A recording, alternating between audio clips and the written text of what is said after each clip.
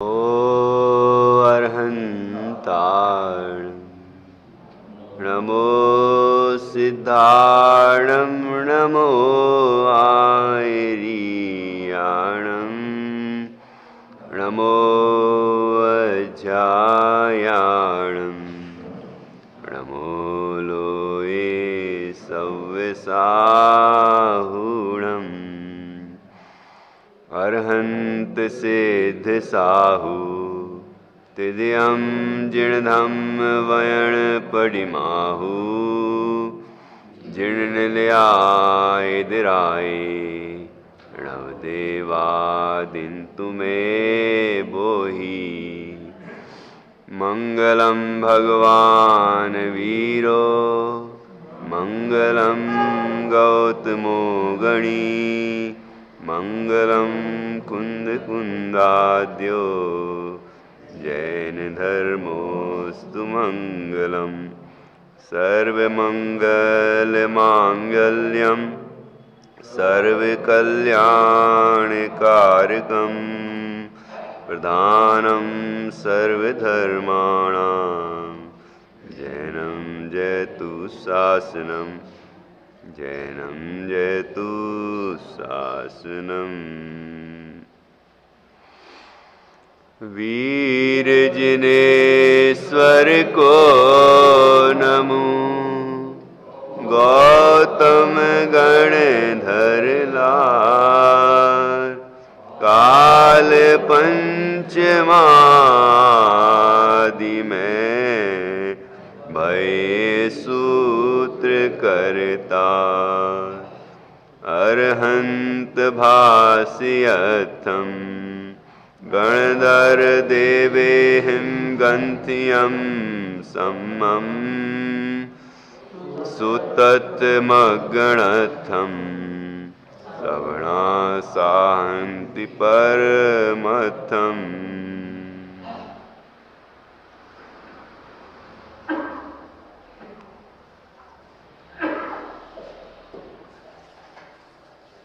आचार्य श्री कुंद कुंद देव द्वारा रचित यह अष्टपाहुड़ नाम का ग्रंथ है और इसका ये सूत्र पाहुड़ है।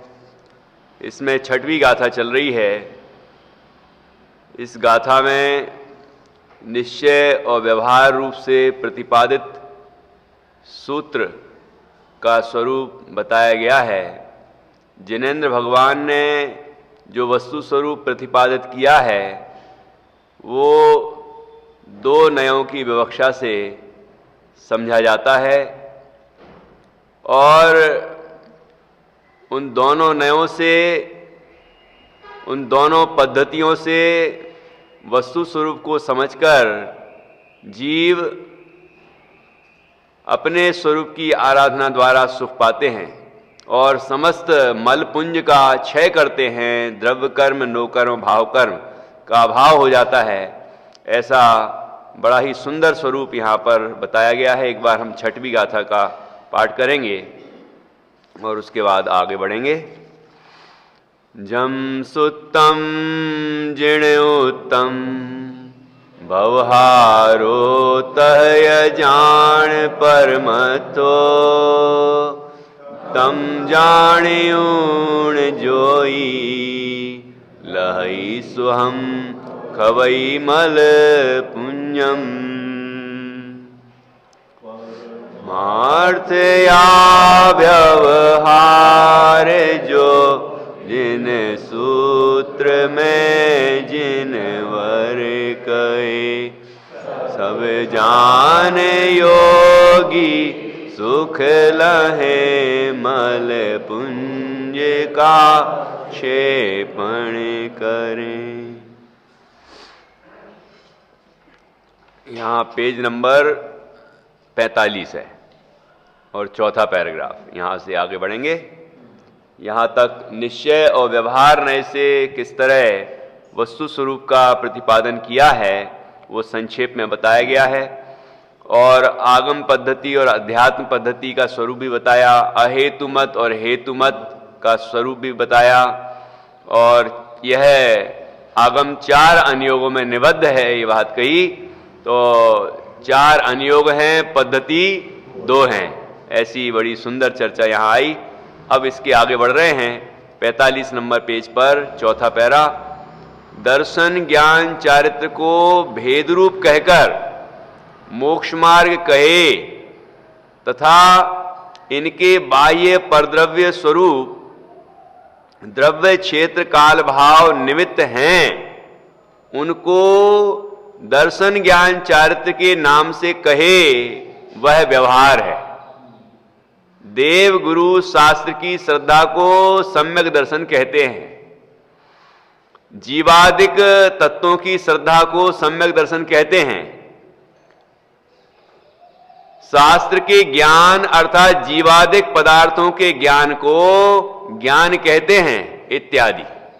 क्या कहा यहां पर कि दर्शन ज्ञान चारित्र को भेद रूप कहकर मोक्ष मार्ग कहे कि ये दर्शन रूप ज्ञान रूप चारित्र, सम्यक दर्शन सम्यक ज्ञान सम्यक चारित्र, ये मोक्ष का मार्ग है, ऐसा भेद करके कहा तो वह व्यवहार नय का कथन है। तथा इनके बाह्य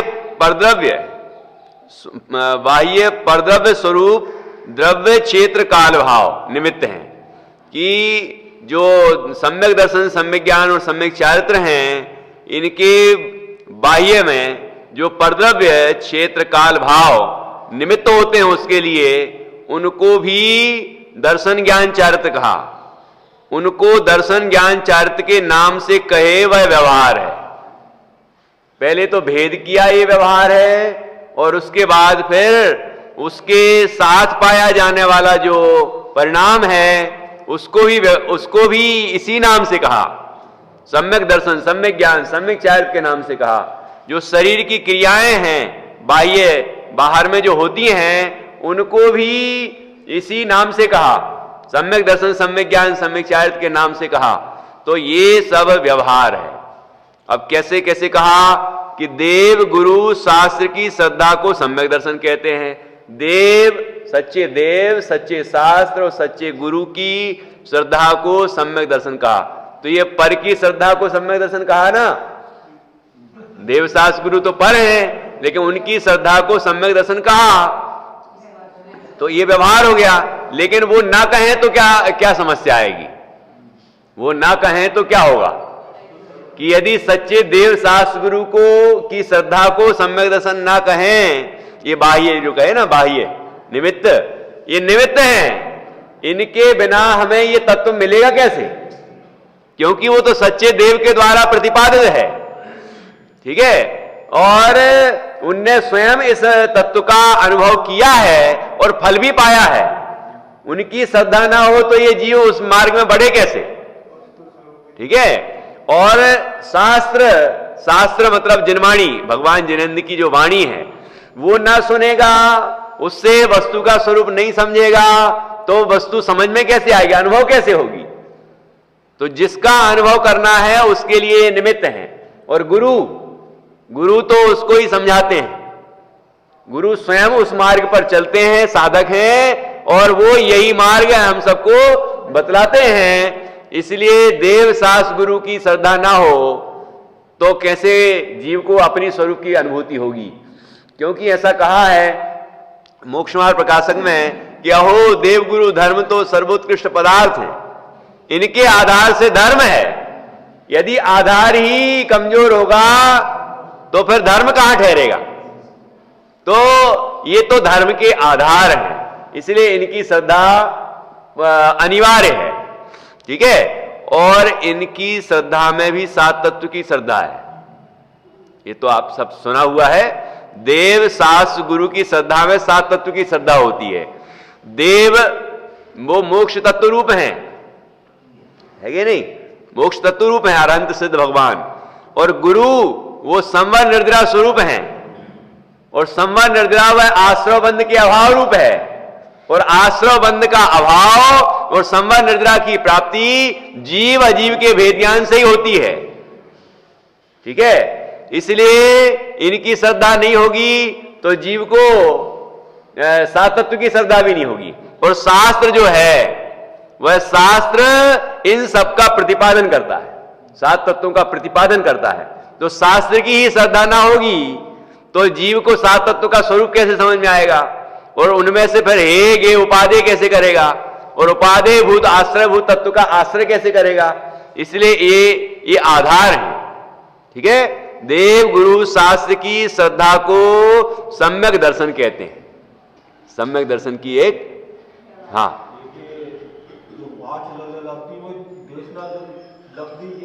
हाँ, देशना 5 लब्धियों में देशना लब्धि तो इनसे ही मिलेगी, है कि नहीं। देव शास्त्र गुरु की श्रद्धा को सम्यक दर्शन कहते हैं, एक हो गया। और दूसरा, जीवादिक तत्वों की श्रद्धा को सम्यक दर्शन कहते हैं। अब उनसे जीवादिक तत्व प्राप्त हुए और उनकी श्रद्धा को भी सम्यक दर्शन कहते हैं। तो ये व्यवहार क्यों, ये क्यों व्यवहार है? क्योंकि ये भेद रूप है। जीव आदिक लिखा ना, जीव अजीव आश्रव बंध संबंध निर्जरा मोक्ष, इन 7 तत्वों के भेद रूप श्रद्धान है। इसलिए ये भी ये व्यवहार सम्यक दर्शन का स्वरूप है। तो ये 2 परिभाषाएं हो गई। और तीसरी परिभाषा कौन सी है सम्यक दर्शन की? आपा पर का श्रद्धान, वो सम्यक दर्शन है। और फिर चौथी परिभाषा क्या है?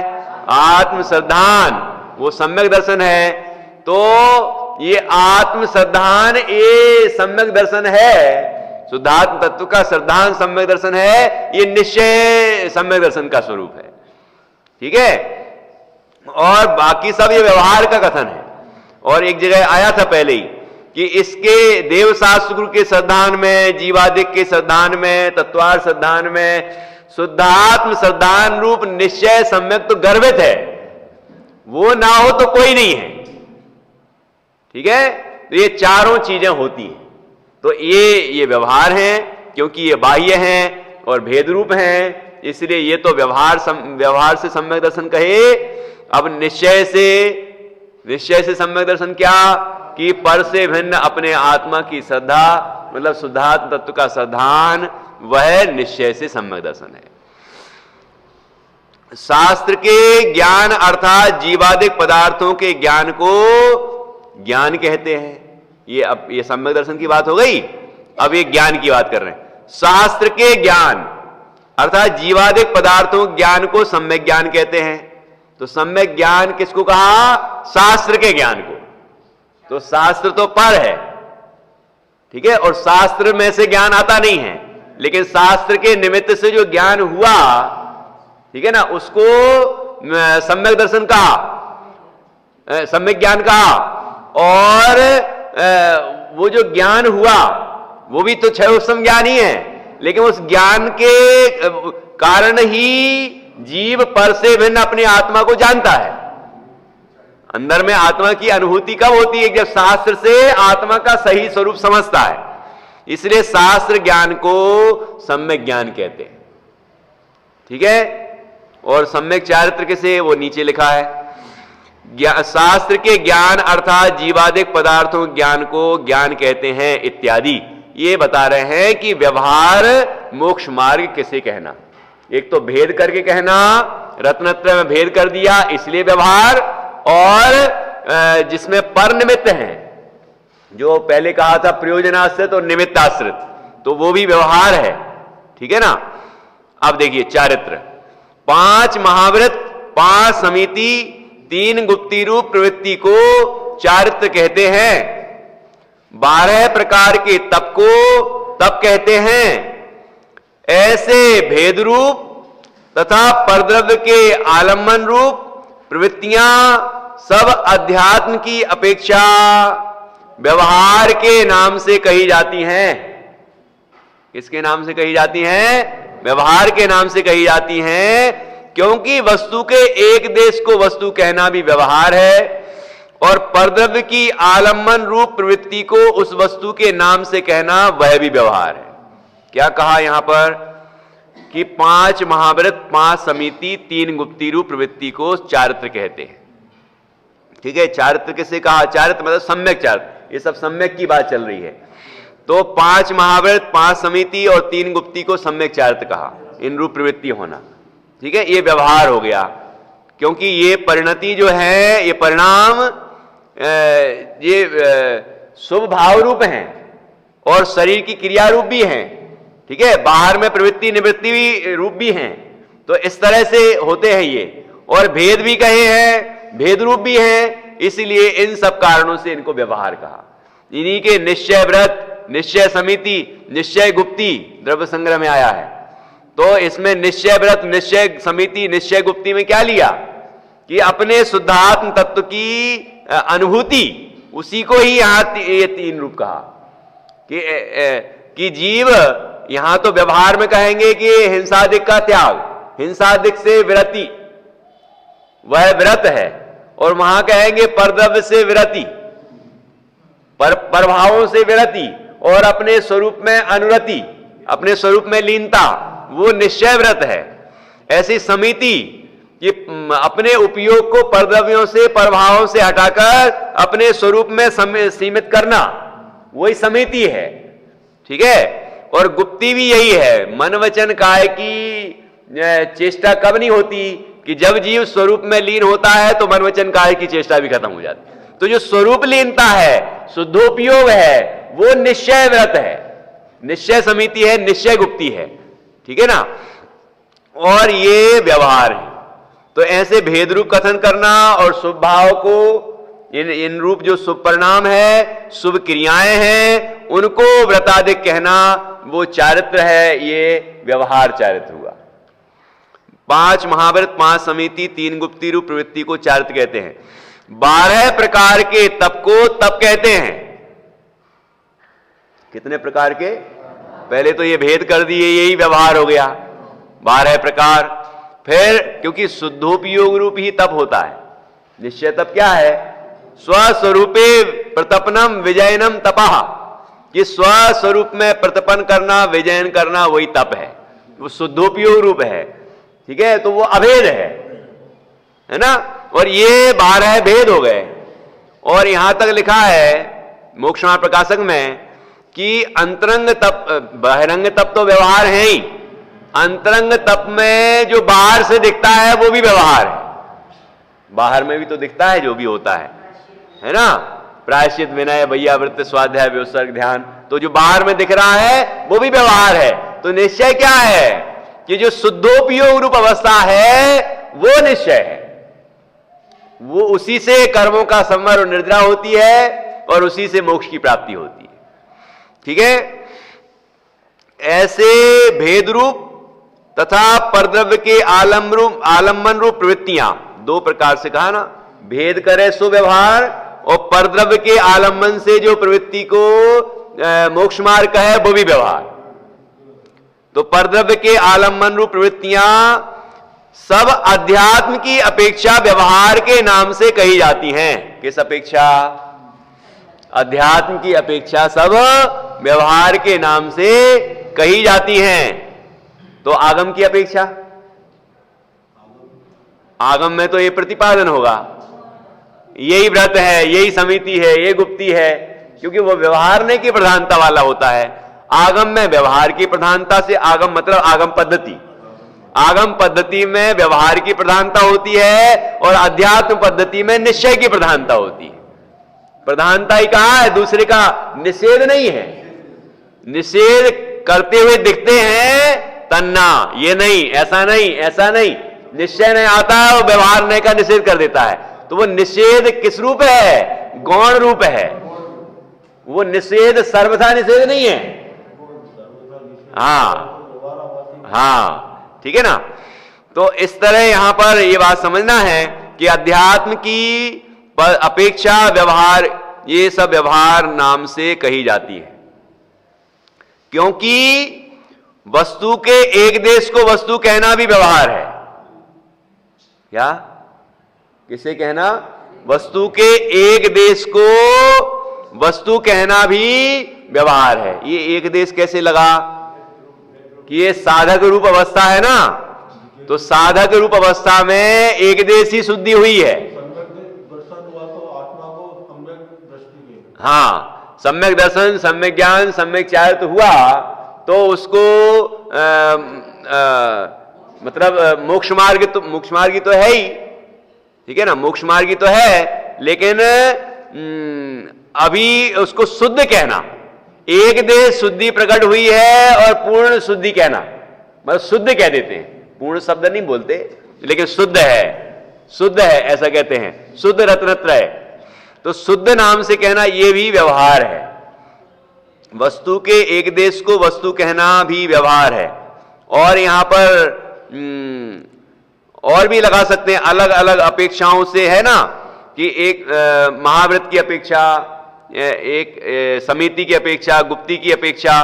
तो यहां पाप की हानि हुई, पाप की हानि हुई है, ऐसा नहीं कि ये व्रतों में कुछ नहीं हुआ है, कोई संवर नहीं हुआ, कोई निर्जरा नहीं हुई, ऐसा नहीं, मतलब कुछ भी छूटा नहीं है, ऐसा नहीं समझना। समिति गुप्ती संयम धर्म करे पाप की हानि, ऐसा लिखा है ना। तो ये पाप की हानि रूप तो है ही। तो पाप की हानि हुई, पाप रूप जो अशुद्धि है उसका अभाव हुआ, तो शुद्धि तो हुई ना। तो शुभ परिणाम में भी वहां पर क्या देख लेते हैं कि कितनी अशुद्धि दूर हुई, मतलब पाप रूप अशुद्धि दूर हुई। तो ये भी एक देश है, इसलिए भी कथन किया। तो समिति गुप्ती संयम धर्म करें पाप की हानि, पाप की हानि रूप है, इसलिए भी उनको व्यवहार से कह दिया मोक्ष मार्ग, है कि नहीं। तो ऐसे वो उतनी बारीक अपेक्षा भी होती है। कोई जैसे कहा धन है वो ये जीव जो स्वानुभव की चर्चा भी करते हैं, ठीक है ना। और जिन मंदिर आते हैं, जिन मंदिर का भी बहुत फल बताया, बहुत महिमा गाई, मतलब धर्म का एक अंग भी उसके प्रकट होता है तो हम धर्मात्मा कहने लग जाते हैं, है कि नहीं। ऐसे कथन होते हैं व्यवहार नए से। तो एक देश में एक देश को वस्तु कहना, वस्तु के एक देश को वस्तु कहना, ठीक है। और यहां पर ये एक अंश से वस्तु कही, ये भी है लगाना। कैसे? वस्तु का एक अंश है, नित्य अनित्य एक अनेक भेद अभेद आदि, है ना। तो नित्य धर्म की दृष्टि से वस्तु को देखा तो हमने नित्य देखा, तो ये व्यवहार हो गया ना। मतलब एक देश से हमने पूरे वस्तु को कह दिया, है ना। यहां पर वैसे शुद्ध और अशुद्ध ही समझना है, क्योंकि जो प्रकरण चल रहा है उसके हिसाब से उसको शुद्ध और अशुद्ध में समझना, कि एक देश शुद्धि को देखकर पूरे द्रव्य को शुद्ध कह दिया, है ना। तो एक देश की अपेक्षा हो गया, एक देश अशुद्धि की हानि हुई है, एक देश शुद्धि की प्राप्ति हुई है, पूर्ण शुद्धि नहीं हुई। लेकिन एक देश शुद्धि से उस वस्तु को शुद्ध कहना यह व्यवहार है, ठीक है। वस्तु के एक देश को हाँ, केवल ज्ञानी तो नहीं कहा, लेकिन श्रुत ज्ञानी, श्रुत केवली, हाँ श्रुत केवली शब्द का प्रयोग है। मतलब ये जो शुद्धात्मा का अनुभव करने वाला जीव है ना, तो वहां निश्चय श्रुत केवली कहा उसको, श्रुत केवली। तो निश्चय श्रुत केवली क्यों कहा? कि वो जो उस पूरे द्वादशांग का प्रयोजन था उसकी वो अनुभूति कर रहा है, तो वो मूल प्रयोजन तो उसने साध लिया ना, इसलिए भाव श्रुत केवली कहा उसको, भाव श्रुत केवली, ठीक है ना। और जो द्वादशांग का ज्ञाता है उसे द्रव्य श्रुत केवली कहा, ऐसा। तो वस्तु के एक देश को वस्तु कहना भी व्यवहार है, और परद्रव्य की आलम्बन रूप प्रवृत्ति को उस वस्तु के नाम से कहना वह भी व्यवहार है। परद्रव्य की आलम्बन रूप प्रवृत्ति, ये सब जो व्रत समिति और गुप्ती में जो भी होता है, ये परद्रव्य के आलम्बन रूप, परद्रव्य की तरफ से कहा। परद्रव्य में प्रवृत्ति और निवृत्ति रूप होता है, कि वहां निवृत्ति किससे हुई? कि पाप से निवृत्ति हुई, पाप क्रियाओं से भी निवृत्ति हुई, पाप परिणामों से भी निवृत्ति हुई, ठीक है ना। और क्या हुआ कि शुभ परिणाम हुए, तो ये हुआ, इससे निवृत्ति, इसमें प्रवृत्ति, ठीक है ना। तो वो कहते हैं आगे बढ़ा, और अंदर में जो शुद्धि प्रकट हुई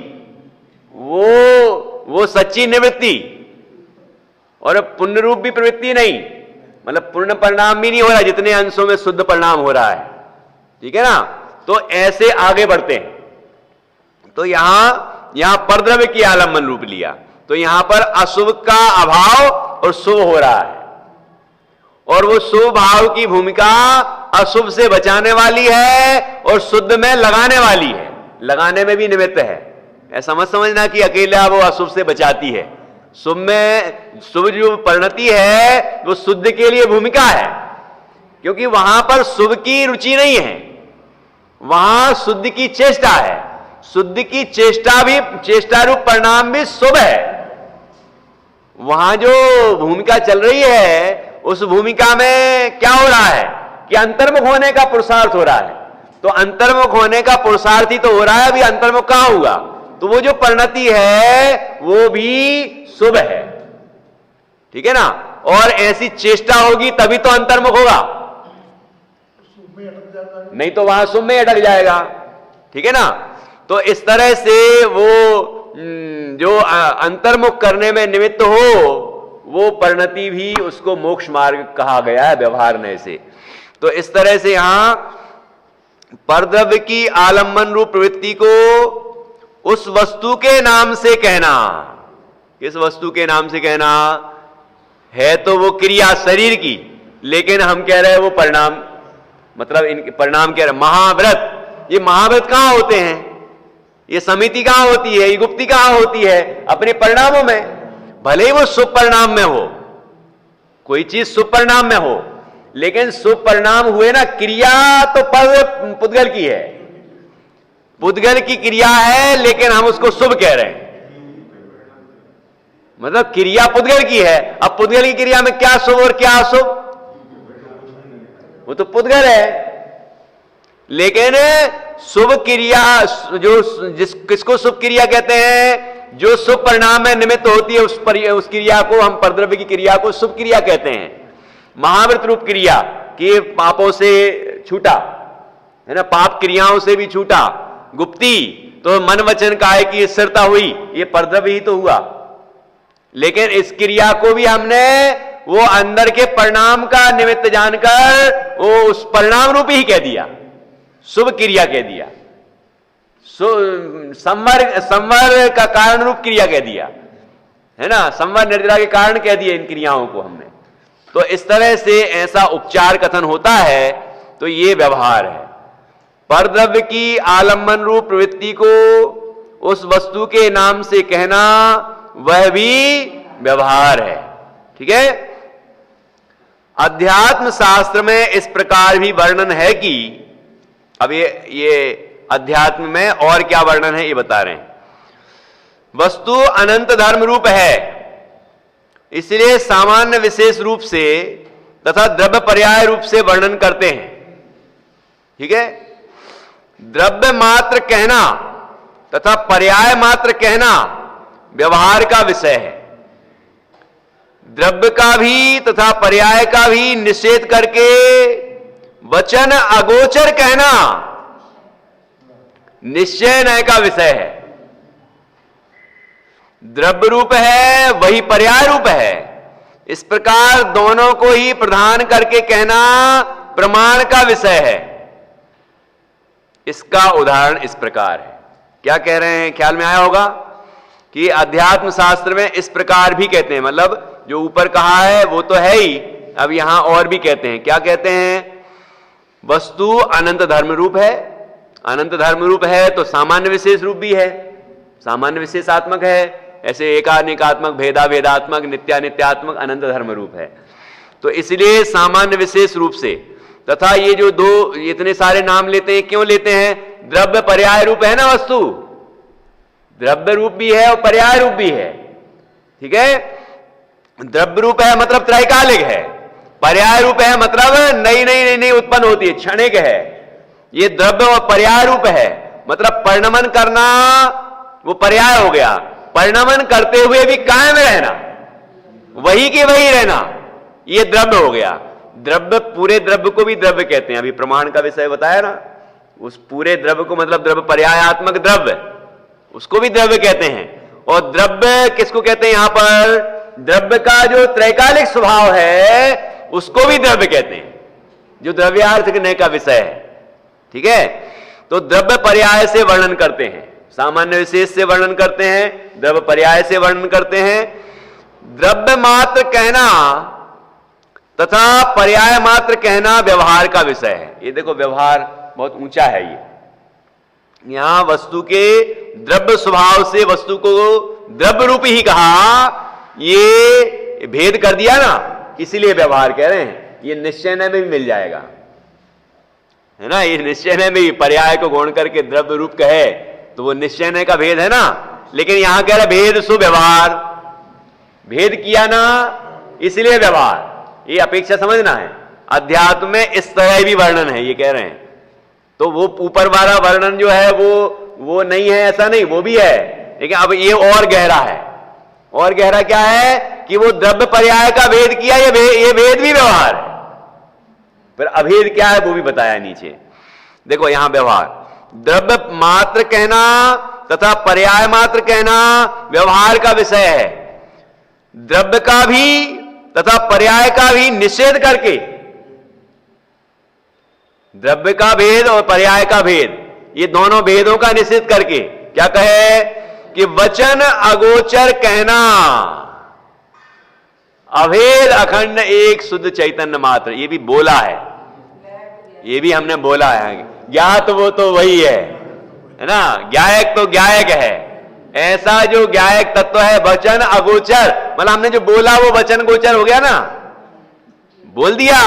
तो वहां वचन अगोचर मतलब ये द्रव्य रूप है, ये पर्याय रूप है, ये भी वचन हो गए, है ना। और ये इसमें मुख्यता गुणता हो गई। और वहां तो जो ज्ञायक एक शुद्ध चैतन्य मात्र वस्तु है, वह जो वस्तु है उसकी अनुभूति होती है, वही निश्चय। जो दृष्टि का विषय है वही निश्चय है, ठीक है ना। वो परम शुद्ध निश्चय का विषय हो गया, जहां कोई भेद नहीं है, कोई परद्रव्य का पर वस्तु का अवलंबन नहीं है। जो पूरी वस्तु अभेद अखंड एक रूप अनुभव में आती है, ऐसी जो वस्तु है, ठीक है ना, वो वचन गोचर नहीं, वचन अगोचर, ज्ञायक रूप एक चिन्मात्र भासता है। वो चिन्मात्र तत्व की बात है, वो निश्चय का विषय है। तो वचन अगोचर कहना, देखो दोनों का निषेध कर दिया, द्रव्य का भी तथा पर्याय का भी, मतलब सामान्य रूप भी नहीं, विशेष रूप भी नहीं। कैसा है फिर कि वचन अगोचर है, एक ज्ञायक भाव है, ठीक है।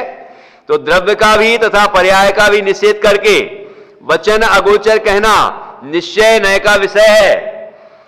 द्रव्य रूप है वही पर्याय रूप है, इस प्रकार दोनों को ही प्रदान करके कहना प्रमाण का विषय है, ठीक है। दोनों प्रधान है। वहां प्रमाण में मुख्यता और गौणता नहीं होती। आत्मा अस्ति भी है और नास्ति भी है, नित्य भी है और अनित्य भी है, भी लगाया ना, सामान्य भी है और विशेष भी है। ऐसा भी लगा के जो कथन करते हैं तो दोनों ही मुख्य हो गए, कोई गौण नहीं है वहां पर। तो वो किसका विषय है? वो प्रमाण का विषय है, वो नय का विषय नहीं है, प्रमाण का विषय है, ठीक है ना। तो इस प्रकार दोनों को ही प्रदान करके कहना प्रमाण का विषय है, किसी का भी निषेध नहीं किया, किसी को भी गौण नहीं किया, ठीक है ना। इसका उदाहरण इस प्रकार है, जैसे चैतन्य रूप, नित्य, एक, अस्थि रूप इत्यादि अभेद मात्र कहना वह तो द्रव्यार्थिक नय का विषय है, और ज्ञान दर्शन रूप, अनित्य, अनेक, नास्तित्व रूप इत्यादि भेद रूप कहना पर्यायार्थिक नय का विषय है। दोनों ही प्रकार की प्रधानता का निषेध मात्र वचन अगोचर कहना निश्चय नय का विषय है। दोनों ही प्रकार को प्रधान करके कहना प्रमाण का विषय है इत्यादि। देखो क्या गजब बता रहे हैं यहां पर। मतलब द्रव्यार्थिक और पर्यायार्थिक, द्रव्यार्थिक नय के विषय को भी द्रव्य कहते हैं, जो ऊपर लिखा था द्रव्य रूप पर्याय रूप। तो द्रव्यार्थिक नय का विषय वो द्रव्य है, पर्यायार्थिक नय का विषय वो पर्याय है। पर्याय में भेद भी है और परिणमन भी है, ठीक है ना। और द्रव्य में अभेद है, एक रूपता है, अनादि अनंतता है, वो सामान्य है, ठीक है ना।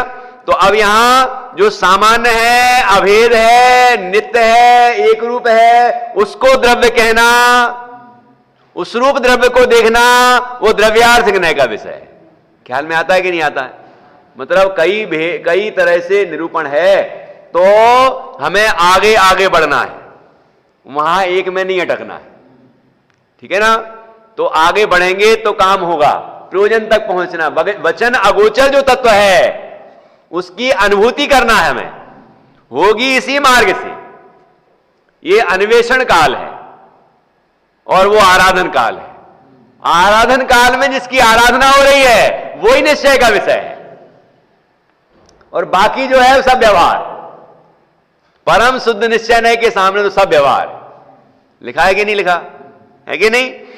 तो यहां पर कह रहे हैं जैसे जीव को चैतन्य रूप, नित्य, एक, अस्थि रूप इत्यादि अभेद मात्र कहना वह तो द्रव्यार्थ नय का विषय। अभेद मात्र कहना द्रव्यार्थ नय का विषय अभेद है, नित्य है, एक है, सामान्य है।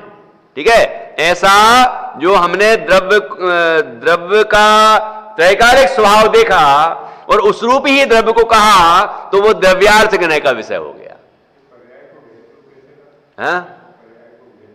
हाँ, पर्याय को भेद रूप। पर्याय मतलब क्या? पर्याय मतलब परिणमन भी पर्याय है और गुण भेद भी पर्याय है।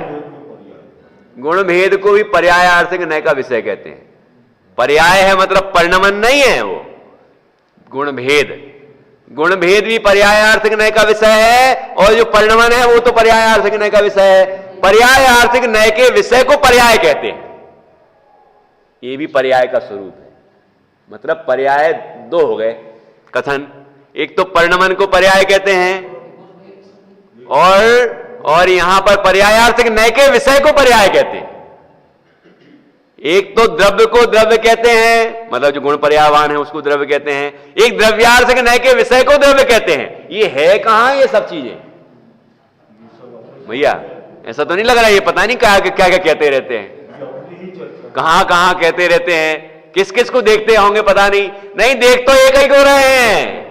वस्तु एक है, वस्तु एक अनेक रूप है, अनुभव सबको न्यारा। ये अनुभव सबका न्यारा का मतलब ये नहीं समझना अन्नमतियों के अनुभव अलग अलग हैं। तो वो अनुभव सबका न्यारा मतलब जिस नए से हम देखते हैं उस नए से उस तरह दिखता है वो। नित्य धर्म की दृष्टि से देखेंगे तो वस्तु नित्य रूप ही दिखेगी। ठीक है ना? तो यही वस्तु जो है, एक वस्तु, वह वस्तु द्रव्य पर्याय रूप है। वो वस्तु अनेकांश स्वरूप है, अनंत धर्मात्मक है। जब हम उसके द्रव्य स्वभाव को मुख करते हैं और उसको नित्य सामान्य एक रूप देखते हैं, अभेद देखते हैं, तो वह द्रव्यार्थ ज्ञान का विषय बनती है। क्योंकि एक रूप देखना, त्रैकालिक देखना, ये द्रव्य का द्रव्यार्थ ज्ञान का विषय रूप द्रव्य है, उसको द्रव्य कहते हैं। ठीक है? और वहां पर अन्य पर्याय आर्थिक नय को गौण किया है। पर्याय मतलब भेद वगैरह को क्या क्या गौण किया है? विशेष, भेद, अनेक और अनित्य, इनको गौण किया वहां। और फिर जब हमने उसी वस्तु को इनकी तरफ से देखना शुरू किया तो वो दूसरे गौण हो जाएंगे। जब हम वस्तु को विशेष रूप देखेंगे, अनित्य रूप देखेंगे, भेद रूप देखेंगे और अनेक रूप देखेंगे, तो वो दूसरे जो धर्म है वो गौण हो जाएंगे। तो इसको कहते हैं पर्याय आर्थिक नय की आंख से देखना एक ही वस्तु को। ये क्यों देखना जरूरी है? एक ही से देख लो क्या दिक्कत है? क्यों भैया? एक ही से देख लो क्या दिक्कत है? जबरदस्ती मेहनत करवाते हो? या जिससे देखने से हमारा प्रयोजन सिद्ध होता है उससे ही देख लो। जरूरत क्या है दूसरी चीजों की? तो पहले नंबर तो द्रव्यार्थ को पर्यायार्थिक नय से भी नहीं दिखाते, पहले तो प्रमाण से दिखाते। ऐसा लिखा है, नय की परिभाषा में ही लिखा है। प्रमाण से जो ग्रहण की गई वस्तु है उसमें उसके एक अंश से वस्तु को देखना, उसको नय कहते हैं। प्रमाण से ग्रहण की गई, प्रमाण से प्रकाशित, प्रमाण से जानी गई जो वस्तु है पूरी, सामान्य, विशेषात्मक, भेदाभेदात्मक, एकानेकात्मक, नित्यानित्यात्मक, ऐसा स्वरूप है उस वस्तु का वस्तु ऐसी है इसलिए वैसा जाना, तो पूरी वस्तु को स्वीकार करना, कुछ भी गौण नहीं, कुछ भी मुख्य नहीं, सब कुछ है वस्तु। तो प्रमाण से हमने पूरी वस्तु पहले तो स्वीकार की कि ऐसी है, फिर हमने नय लगाया, फिर हमने देखा कि वस्तु कैसी है कि नित्य है, एक रूप है, अभेद रूप है, सामान्य रूप है, वही की वही है। जब यहां से हमने देखा वो द्रव्य स्वभाव, तो हमने ये कहा द्रव्यार्थ नय का विषय है, तो हमने कहा वो तो एक रूप ही है, यहां से ऐसी दिखी, ठीक है ना, और वहां पर्याय को गौण किया था। फिर हमने दूसरी तरफ से देखना शुरू किया उसी वस्तु को, उसमें वो चीज है ना, उसको हमने विशेष रूप देखा, पर्याय रूप, भेद रूप देखा, ठीक है, अनित्य रूप देखा और अनेक रूप देखा। वो है अनेक रूप, वो है भेद रूप, है ना, वो है विशेष रूप, अनित्य भी है, क्योंकि पर्याय तरफ से देख रहे हैं, तो जहां से देख रहे हैं वैसी दिखेगी, ठीक है ना। तो अब हमने इस तरह दो नयों से देखा, पर्यायार्थिक नय के विषय को पर्याय कहते हैं, द्रव्यार्थिक नय के विषय को द्रव्य कहते हैं। ये भी एक परिभाषा है, ऐसा नहीं कि सब जगह यही लगा दो, जहां जैसा प्रसंग हो वहां वो लगा दो। जब तद्भावा परिणाम कहा हो कि उस द्रव्य के जो परिणमन है उसको पर्याय कहते हैं, तो वहां पर परिणमन को ही पर्याय कहा है, गुणभेद को नहीं कहा, ठीक है ना। और यहां पर पर्यायार्थिक नय के विषय में वो परिणमन भी शामिल है और गुणभेद भी शामिल है, क्योंकि वो भी भेद है, ठीक है ना। तो इस तरह से यहां उन नयों की कथनी को समझना चाहिए। तो द्रव्यार्थिक और पर्यायार्थिक भी आ गए यहां पर, ठीक है। तो अब द्रव्यार्थिक नय से देखा, फिर पर्यायार्थिक नय से देखा, तो यहां पर एक नय से देखा तो एक रूप दिखी, अन्य गौण है, और दूसरे नय से देखा तो दूसरे रूप दिखी, अन्य गौण है। तो वस्तु जो अनुभव में आती वो कैसी है, प्रश्न ये उठ गया ना। तो आधी अधूरी अनुभव में आती है क्या? वस्तु तो पूरी अनुभव में आएगी। कोई अनुभव करने वाला होगा और कोई अनुभव में आने वाला होगा, वहां तो एकाकार है। वो द्रव्य पर्यायात्मक जो वस्तु है वो तो एकाकार है, वहां कोई मुख्यता और गौणता नहीं होती। अनुभूति में ऐसा विकल्प नहीं होता, ये मुख्य ये गौण, ये मुख्य ये गौण, ऐसा नहीं होता वहां पर। वहां तो आराधन होती है, आराधन होता है, जो आराधन काल है वहां ये जो अन्वेषण काल के विकल्प हैं वो सब शांत हो जाते हैं, है ना। और अभेद अखंड एक शुद्ध चैतन्य मात्र अनुभव में आता है, और जो पर्याय है वो अनुभव करती है। इस तरह दोनों एकाकार हैं, ठीक है। अनुभूति तो त्रैकालिक की होती है ना, वो अन्वेषण काल में हमने समझ लिया। लेकिन जब अनुभूति होती है तो ये विकल्प नहीं होता, ये मैं त्रैकालिक हूं, ये मैं अनुभव करने वाली क्षणिक हूं, ऐसे नहीं होता। ऐसे होता है कि मैं ही त्रैकालिक हूं, मैं ही परिपूर्ण हूं, पर्याय इस तरह अनुभव करती है, ठीक है ना। तो जैसे जीव को चैतन्य रूप, नित्य, एक, अस्थि रूप इत्यादि अभेद मात्र कहना, वह तो द्रव्यार्थिक नय का विषय है। और ज्ञान दर्शन रूप अनित्य, ज्ञान दर्शन में भेद कह दिया, ज्ञान दर्शन रूप अनित्य, वहां पर चैतन्य रूप कहा था, वो अभेद, यहां पर भेद, ठीक है। ज्ञान दर्शन रूप अनित्य, अनेक, नास्तित्व रूप इत्यादि भेद रूप कहना पर्याय आर्थिक नय का विषय है, ठीक है। नास्तित्व रूप भी वहां अस्तित्व रूप में वहां लिया, द्रव्यार्थिक में, नास्तित्व रूप में यहां लिया, क्योंकि वो पर की नास्ति कथन करता है, पर की तरफ से भी तो कथन होती, तो नास्ति धर्म भी वस्तु में ही अस्थि रूप है ना, वो तो धर्म है उसका वस्तु का, हाँ। लेकिन वो उसमें उसका जब हम विश्लेषण करेंगे तो कहेंगे पर रूप नहीं होने देता, पर को आत्मरूप नहीं होने देता, ऐसा धर्म है नास्ति धर्म, इसलिए पर की बात करी ना वहां, इसलिए कहते वो पर्यायार्थिक नय का, ठीक है। नास्तित्व रूप इत्यादि भेद रूप कहना पर्यायार्थिक नय का विषय है। दोनों ही प्रकार की प्रधानता का निषेध मात्र वचन अगोचर कहना निश्चय नय का विषय है। दोनों के विकल्प को जहां समाप्त कर दिया जाए और वस्तु एक ज्ञायक मात्र अनुभव में आए, वो भी वचन अगोचर, मतलब वचनों से नहीं कही जाएगी, विकल्पों से ग्रहण नहीं की जाएगी, वो अंतर्जल्प हैं, उनको ही वचन कहते हैं। ये जो बोले जा रहे हैं ये भी वचन है, और जो सोचा जाता है ना, अपन सोचते हैं ऐसा है ऐसा है ऐसा है ऐसा है, ये भी वचन है, इनको अंतर्जल्प कहते हैं। ये ज्ञानात्मक विकल्प हैं, वचन है ना।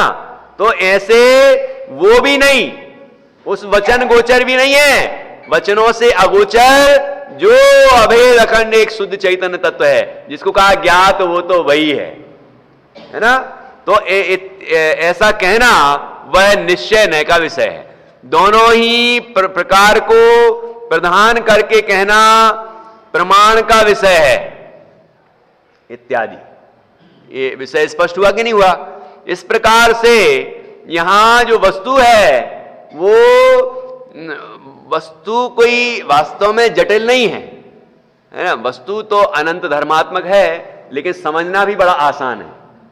मतलब लगता है कठिन कि अरे देखो वही वस्तु, एक ही वस्तु है, वो दो रूप कैसे है? क्यों? सोना तो समझ में आ जाता है, दिवाली में खरीदा होगा ना कई लोगों ने, धनतेरस, धनतेरस को धनतेरस बना दिया। तो नाम नहीं बदलना है, नाम बदलने से कोई नहीं होगा। ये धन्य कहने लगे, धन का भी मतलब धन ही होता है। धन धन जैनी साधु जगत के, लिखा है कि नहीं? तो धन धन का मतलब क्या है? धन्य धन्य। अब धन्य धन्य वीतराग वाणी, तो धन धन मतलब वो एक ही है, इसलिए नाम बदलने से कुछ नहीं होगा, अभिप्राय बदलना पड़ेगा कि वहां धन्य तेरस, वह तेरस धन्य हो गई जिस दिन भगवान महावीर का के उपदेश का लाभ मिला। मतलब अंतिम दिव्य ध्वनि खिरी।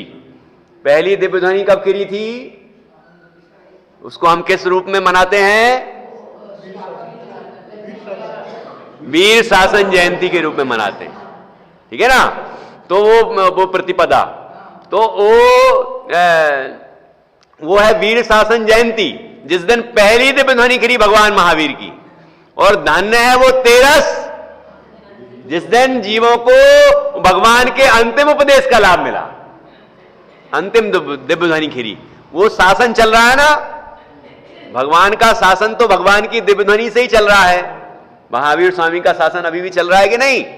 तो वो अंतिम उपदेश जो प्राप्त किया, उससे धन्य अनुभव करते हैं जीव कि धन्य है हम कि हमें उपदेश मिला, ठीक है ना। तो वो उपदेश, भगवान का जो अंतिम उपदेश प्राप्त हुआ, वो तेरस का दिन था, इसीलिए वो हो गई धन्य तेरस, ठीक है ना।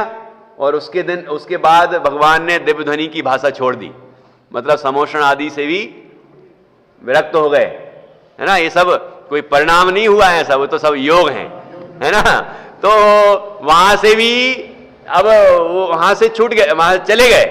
और उसके बाद वो पावापुर में, है ना, पावापुर में जहां जल मंदिर बना हुआ है, उसकी घटना जो भी है, किंवदंती जो भी है, तो वहां भगवान विराजमान हो गए। तो भगवान दिख रहे थे कि नहीं? भगवान की दिव्य ध्वनि तो नहीं गिर रही थी, भगवान की दिव्य ध्वनि तो नहीं गिर रही थी, लेकिन भगवान दिख रहे थे कि नहीं दिख रहे थे? भगवान दिख रहे थे, मतलब भगवान के रूप का दर्शन हो रहा था। वो 14 का दिन था, इसलिए रूप चतुर्दशी, रूप दिख रहा था हमें, इसलिए रूप चतुर्दशी। और कोई स्वरूप चतुर्दशी भी बोलते हैं, क्योंकि भगवान अपने स्वरूप में अंतिम ध्यान लगा रहे थे। तो वो अंतिम ध्यान तो वो बाद में कहलाएगा, वहां कहलाएगा सूक्ष्म क्रिया प्रतिपाती, मतलब शुक्ल ध्यान का तीसरा पाया, तीसरा भेद। तो सूक्ष्म क्रिया प्रतिपाती नाम का शुक्ल ध्यान प्रकट हुआ, जिससे योग का निरोध होता है, ठीक है ना। तो वो ध्यान कर रहे थे, स्वरूप में मग्न थे, ठीक है ना, स्वरूप को ध्यान रहे थे, इसलिए स्वरूप चतुर्दशी। और रूप हमें दिख रहा था, उनका दर्शन हो रहे थे, इसलिए रूप चतुर्दशी, इसलिए हम रूप चतुर्दशी माने। अब दुनिया के लोग तो क्या रूप सजाते हैं पुतगल को, मल मूत्रों से भरा हुआ है जो, इसे हाड़ मांस के पुतले को सजाते हैं, और फिर एक बार और सजाते हैं आखिरी में, फिर तरीके से सजाते हैं, अच्छे से बांध के ले जाते हैं, और फिर वहां जाके जला देते हैं, है ना, सजा के ही जलाते हैं। वहां सज धज कर जिस दिन मौत की सजादी आएगी, न सोना काम आएगा न चांदी आएगी। मतलब जिस धनतेरस को मनाया और रूप को सजाया, ये दोनों गए काम से। धनतेरस को कैसे मनाया? धन सोना चांदी इससे सजाया इस रूप को, और ये रूप का क्या हुआ? वो अग्नि में भस्म हो गया। ये हाल होना है ना। भगवान महावीर के शरीर का क्या हाल हुआ था? बड़े सम्मान से हुआ था, कपूर की भांति उड़ गया। उसके बाद देवों ने क्या किया? देवों ने माया से, मतलब अपनी विद्या के बल से शरीर की रचना की और अंतिम संस्कार किया। कैसे? विनय पूर्वक, है ना। और अग्नि, यहां अग्नि कुमार जाति के देवों ने मस्तक से अग्नि से उस देह को संस्कार किया, अग्नि संस्कार किया। लेकिन देह का क्या हुआ? अंतिम हस्त्र क्या होता है देह का? वो तो वही होता है ना। नख और केस तो बचे गए थे, तो वो तो जले के नहीं जले उस अग्नि में? तो भस्म बनी के नहीं बनी? धूल मतलब राख है कि नहीं? और उस राख को फिर भले ही वो क्षीर समुद्र में विसर्जित किया हो, लेकिन अंतिम तो देह की दशा यही होती है। और देह से रहित आत्मा की क्या दशा होती है?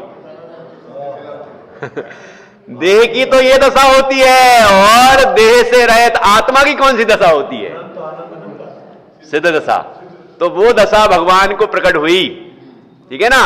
वो चतुर्दशी के बाद जब अमावस लग गई, वो तिथि लगी है समझ लो, उसका संधि काल है, तो उस समय भगवान को निर्वाण की प्राप्ति हुई।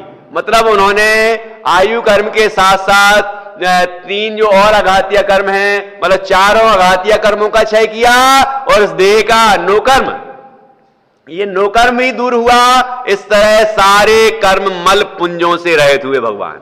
ये लिखा ना, मल पुंज से रहित होते हैं, सुखी होते हैं, ठीक है ना। तो ऐसे वो समस्त मल पुंज से रहित हुए। तो वो सुबह सुबह, है ना, वो हमारे भगवान महावीर का निर्वाण महोत्सव है, ठीक है ना। और उसको कितना उत्साह है, कितना उमंग होगा, है ना, जीवों को, भगवान को के मोक्ष की प्राप्ति हुई। मतलब अनादि से ये अवस्था कभी नहीं आई। प्रयत्न तो शेर की पर्याय से ही शुरू हो गया था, लेकिन वो अवस्था आई कब? वो है ना, अमावस के दिन महावीर निर्वाण महोत्सव जो मनाते हैं हम, उस दिन आई। इसका तो उत्साह है। उत्साह का मतलब यही थोड़ी होता कि नाच गा के उत्साह मनाओ, अच्छे कपड़े पहन के उत्साह मनाओ, वो तो तरीके सही है ही नहीं। ये लोग बम फटाके चलाते हैं, वो तो है ही नहीं हमारी संस्कृति में। लेकिन ये भी थोड़ी है कि नाच गा के मनाओ, कि सज धज के बनाओ। कई जीवों ने ऐसा भी किया होगा, ऐसा निषेध नहीं है कि वो नहीं किया होगा, है ना। बम फटाके तो किसी ने नहीं चलाए होंगे, लेकिन बाकी तो किया होगा, उत्सव मनाया होगा। लेकिन कई जीवों ने ऐसे भी मनाया होगा कि अंतिम जो दिव्य ध्वनि सुनी थी, उसको याद करके, उसका चिंतन करके, और उससे वस्तु को, भगवान ने मुझे अंतिम क्या उपदेश दिया है, भगवान की क्या आज्ञा है, अब मैं उनकी आज्ञा में चल के उनके पास ही पहुंच जाऊंगा, है कि नहीं। तो गौतम स्वामी ने तो यही किया, और भी जीवों ने किया होगा कि नहीं।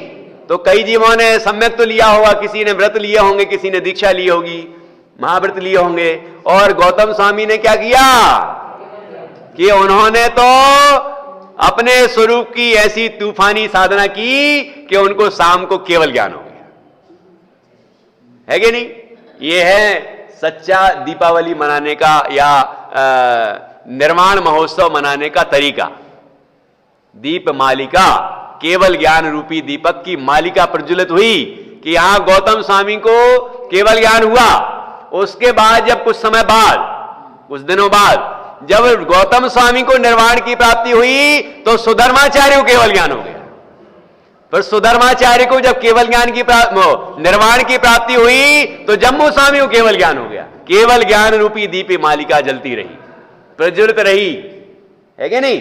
तो ऐसी दीपावली मनाए। दीपावली, दीप आवली, आवली मतलब पंक्ति, दीप की पंक्ति।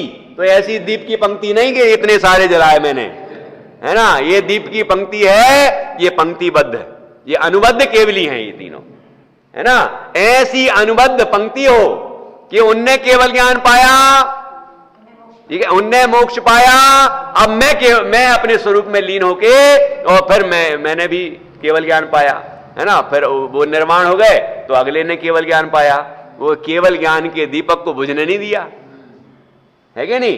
तो ऐसी दीप मालिका मनाई, ये हम मनाने का तरीका।